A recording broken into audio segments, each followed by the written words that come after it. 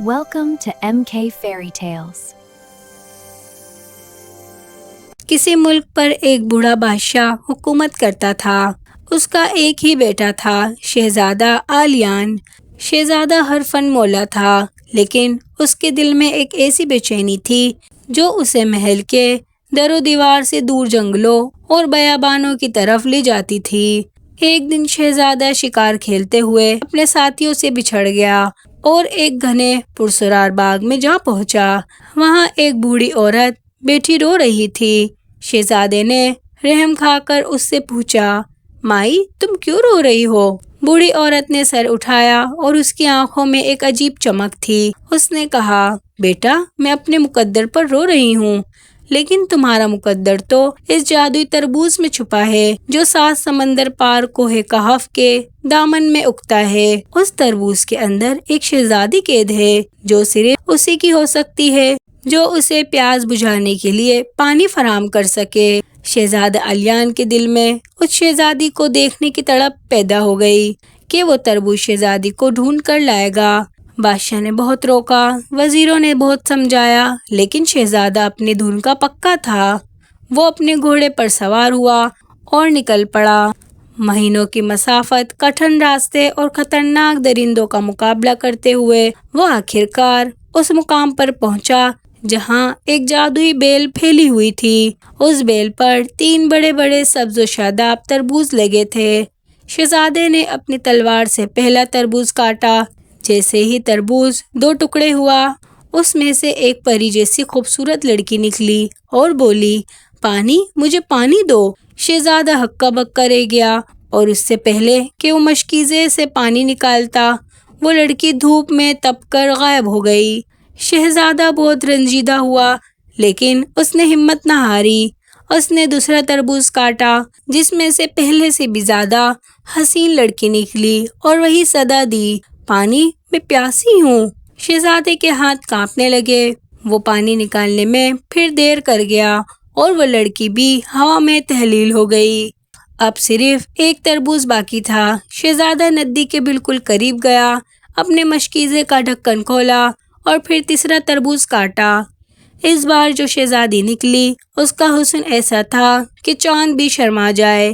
اس نے جیسے ہی پانی مانگا، شہزادے نے فوراً اسے پانی پلایا۔ پانی پیتے ہی شہزادی کے چہرے پر زندگی کی لہر دوڑ گئی اور وہ زمین پر قدم رکھ کر کھڑی ہو گئی۔ اس کا نام گلنار تھا۔ شہزادی گلنار نے بتایا کہ ایک جادوگرنی نے اسے حسد کی وجہ سے تربوز میں قید کر دیا تھا۔ شہزادہ اسے اپنے ساتھ لے جانے کے لیے تیار تھا، لیکن اس کے پاس صرف ایک گھوڑا تھا۔ اس نے گلنار کو ایک گھنے درخت کے اوپر بٹھا دیا اور کہا، تم یہاں چھپ کر میرا انتظار کرو، میں محل سے شاہی سواری اور لباس لے کر آتا ہوں تاکہ تمہیں عزت و وقار کے ساتھ لے جا سکوں۔ شہزادے کے جانے کے بعد وہاں ایک بدصورت اور مکار عورت آئی جو کنویں سے پانی بھرنے آئی تھی۔ اس نے درخت کے سائے میں شہزادی کا عکس دیکھا اور حیران رہ گئی۔ اس نے اوپر دیکھا تو گلنار کے حسن سے جل بھن گئی۔ مکار عورت نے میٹھی باتیں کر کے شہزادی کو نیچے اتارا اور کہا، پیاری بیٹی، تمہارے بال بکھرے ہوئے ہیں، لاؤ میں انہیں سنوار دوں۔ جیسے ہی وہ شہزادی کے بال بنانے لگی، اس نے ایک جادوئی سوئی شہزادی کے سر میں چبا دی۔ جادو کے اثر سے شہزادی گلنار فوراً ایک سفید کبوتر بن کر اڑ گئی اور وہ مکار عورت خود شہزادی کا لباس پہن کر وہاں بیٹھ گئی۔ جب شہزادہ آلیان شاہی جلوس کے ساتھ واپس آیا تو اسے وہاں خوبصورت گلنار کی جگہ ایک بدصورت عورت ملی۔ اس عورت نے جھوٹ بولا کہ دھوپ کی شدت سے میرا رنگ کالا پڑ گیا ہے اور میری صورت بدل گئی ہے۔ شہزادہ پہلے غمزدہ ہوا، لیکن اپنے قول کا پکا تھا، اسی لیے اسے محل لے آیا۔ محل کے باغ میں روزانہ ایک سفید کبوتر آ کر بیٹھتا اور مالی سے باتیں کرتا۔ اے مالی، کیا شہزادہ سو رہا ہے یا وہ اس کالی ڈائن کے ساتھ خوش ہے؟ مالی نے یہ بات شہزادے کو بتائی۔ شہزادے کو شک ہوا اور اس نے کبوتر کو پکڑوایا اور جب پیار سے اس کے سر پر ہاتھ پھیرا تو اسے سوئی کا سرا محسوس ہوا۔ جیسے ہی اس نے سوئی نکالی، کبوتر غائب ہو گیا اور وہاں شہزادی گلنار کھڑی تھی۔ گلنار نے شہزادے کو ساری حقیقت بتا دی۔